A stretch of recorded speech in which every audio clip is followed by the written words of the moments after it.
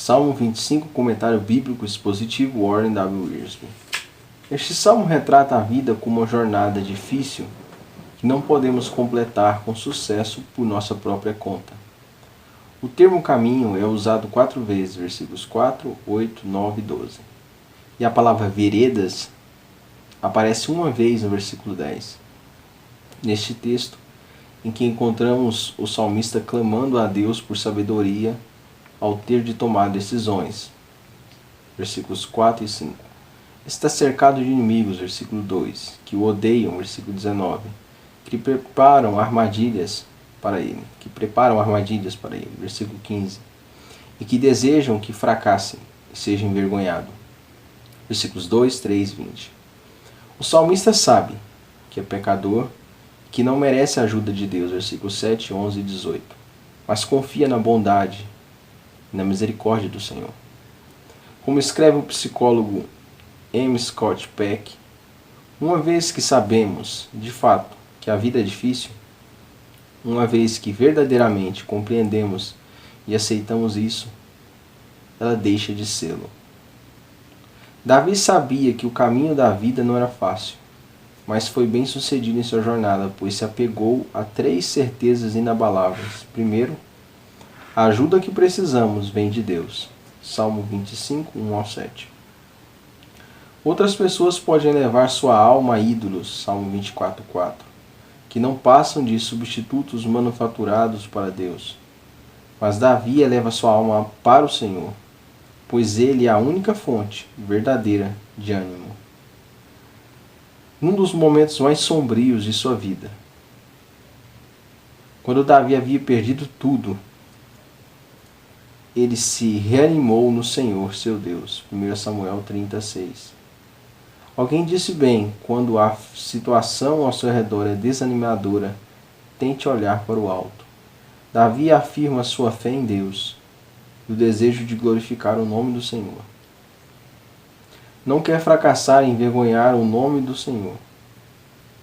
Assim, espera no Senhor. Adora a Deus e, com segurança, pede sua ajuda. Precisa encarecidamente de sabedoria para tomar a decisão certa, esquivar-se de armadilhas e alcançar seu objetivo. Ao orar, Davi não apenas pede por sabedoria, mas também discernimento, para compreender a palavra, pois somente assim pode aprender os caminhos de Deus e entender seu próprio caminho. A súplica, guia-me na tua verdade, nos lembra que a palavra e a oração sempre andam juntas. 1 Samuel 12, 23, João 15, 7. Davi está se referindo às alianças de Deus com seu povo, aos preceitos e promessas que ele lhe deu, a fim de mantê-lo dentro de sua vontade para que pudesse desfrutar suas bênçãos. Versículo 10 do Salmo 25, Deuteronômio capítulo 27, até o capítulo 30.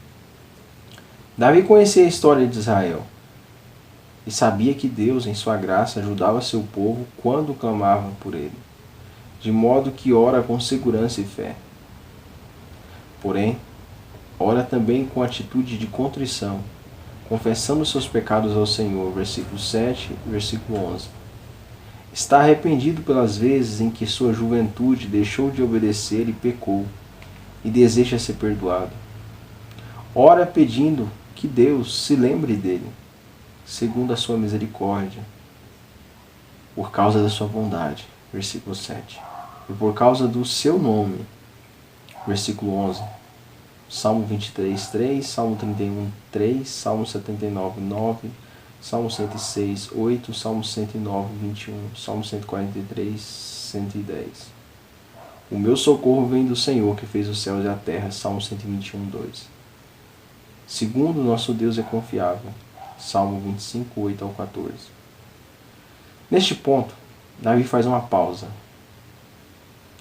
a fim de meditar sobre o caráter do Senhor, seu Deus. Afinal, por que orar ao Senhor, se ele não for digno de confiança? Mas ele é confiável. Em primeiro lugar, ele é bom e reto, e aquilo que faz e diz é sempre certo. Se nos sujeitarmos a ele com mansidão, o Senhor nos ensinará seus caminhos. Mas se formos arrogantes, ele se calará. No Novo Testamento, o termo manso descreve um cavalo domado, um medicamento ou um vento refrescante num dia quente. Mansidão não é o mesmo que fraqueza. É poder sob controle. Podemos crer que Deus guiará aqueles que obedecem a sua palavra, versículo 10. Pois o desejo de obedecer é o primeiro passo para o conhecimento, João 7, 17. Podemos confiar que Deus usará de misericórdia e graça para com aqueles que se arrependem, versículo 11.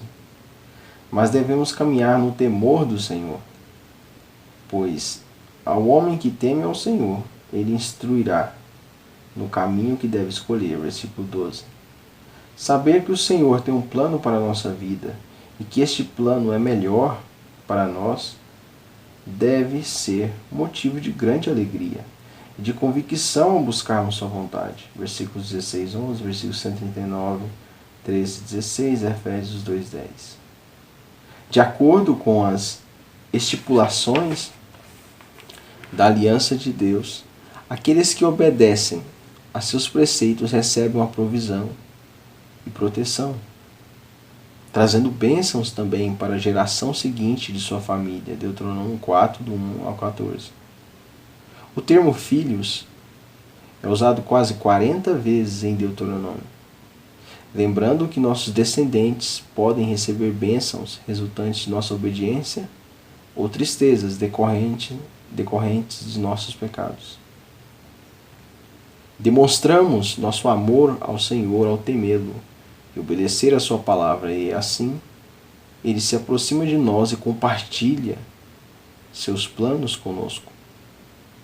A intimidade no versículo 14 refere-se a uma conversa íntima, planos e propósitos. O tipo de relacionamento ao qual Jesus se referiu em João 15,15 e que Abraão experimentou em Gênesis 18, 16. Ver também Jeremias 23, 18, 22, Provérbios 3, 32, Amós 3, 7. Ao andarmos com o Senhor à luz da sua palavra, desenvolvemos uma comunhão muito próxima com Ele e entendemos melhor seus caminhos. Sem dúvida, podemos confiar que o Senhor nos ajudará e, quando fizer, será em misericórdia e verdade. Terceiro, confiar no Senhor nos dá a vitória. Salmo 25, 15 ao 22. Davi volta a orar e diz ao Senhor quais são os fardos que estão pesando sobre ele nessa ocasião. Os inimigos a seu redor e as aflições em seu coração. Por certo, não colocaria tais questões diante do Senhor se não cresse que o Senhor podia ajudá-lo. Quais foram os inimigos que Deus o ajudou a conquistar? Primeiro, o perigo, versículo 15. O inimigo havia colocado armadilhas em seu caminho, mas Davi confiava no Senhor para protegê-lo. Satanás é destruidor e homicida, e, se pudesse, pegaria todos nós com armadilhas. Porém, se estamos dentro da vontade de Deus, o maligno não pode nos tocar. A solidão, versículo 16. Aqueles que nunca precisaram exercer autoridade nem tomar decisões difíceis envolvendo outras pessoas, por vezes não se dão por conta da solidão inerente à liderança. Há ocasiões em que nossa obediência ao Senhor leva amigos e membros da família a se voltarem contra nós, causando grande sofrimento. 3 dos filhos de Davi, Absalão, Amon e Adonias, voltaram-se contra ele, como também o fez seu amigo chegado e conselheiro Aitofel. Um coração ferido, versículo 17. Se nos sentarmos sozinhos num canto e deixarmos a autocomiseração tomar conta de nós, jamais cresceremos no Senhor, nem realizaremos coisas maiores para Ele. As grandes dificuldades têm o poder de nos fortalecer ou de nos quebrar, de nos transformar em gigantes ou em pigmeus. Ao reler Salmo 4:1, Salmo 18:19 e Salmo 36, vemos como Deus ajudou Davi a crescer. Deus pode curar um coração ferido se o entregarmos a Ele e deixarmos que Ele cuide de tudo a seu modo. Arrependimentos, versículo 18. Como vimos no versículo 7, é bem possível que Davi estivesse arrependido de muitas das coisas que havia feito no passado e que esse arrependimento estivesse tirando dele sua paz e alegria. Satanás é o acusador. Apocalipse 12:10. E deseja sempre nos lembrar de nossos pecados, mesmo quando o Senhor já os perdoou, e não nos incrimina por eles. Hebreus 10:11 e 18. Medo. Versículo 19 e 20. Não sabemos qual era a situação, mas fica claro que Davi estava com medo de morrer. Mais do que isso, porém, temia fracassar e envergonhar o nome de Deus que ele amava. Seus inimigos eram cada vez mais numerosos e seu medo cada vez maior. Mas ele confiou que o Senhor poderia dar cabo tanto de um quanto do outro. Desespero, versículos 21 e 22. Em ti espero também significa tu és minha esperança. Perder a esperança é o mesmo que entregar o futuro ao inimigo, o que por sua vez destrói o significado do presente. Davi era um homem íntegro.